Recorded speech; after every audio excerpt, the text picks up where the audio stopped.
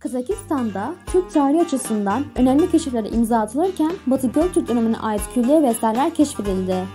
Türk tarihi açısından önemli bir gelişme sayılabilecek keşif Kazakistan'da atıldı. Doğu Kazakistan'da Batı Göktürk dönemine ait olan bir külliye ve yeni eserler keşfedildi. 2021 yılındaki kazılarda Elekesezi Kağan Külliyesi'ndeki kurgan alanında Göktürk soyuna mensup olan ve Suyap'taki Türk Kağanı adına Onok ilini yönetmekle görevlendirilen TİG'in şahsi eşyaları bulundu. TRT Haber'den Ayşe Şimşek'in haberine göre yeni bulunan bu eşyalar arasında tarihte ilk kez bir Göktürk Kağanı'nın tasvirine ulaşıldı.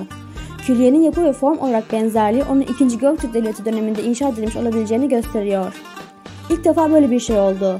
Profesör Doktor Zaynallah Samaşev, Göktürk dönemine ait olduğu anlaşılan bu kompleksin Türk halklarının tarihinde özel bir rol oynadığını, çünkü ilk defa böyle bir kompleksin tespit edildiğini açıkladı. Elbette bu merkez Batı Göktürk Kağanlarından bir tanesinin anısına inşa edilmiş bir kompleksti. Sonrasında bu yer Kağan'ın arkasında bıraktığı halkı için büyük bir tazim merkezine dönüşürdü ve buraya büyük bir anıt mezar inşa edilirdi.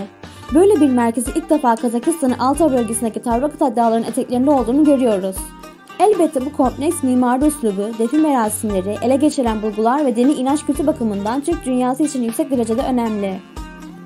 Mezar alanında tespit edilen bulguların Kağan'ın defin merasimine katılan temsilcilerin özel eşyaları olduğunu söyleyen Profesör Doktor Samaşev, Göktürk defin merasimlerine bakıldığında ölen kişinin arkasından şahsi eşyaları ve silahların koyulması bir görevdi.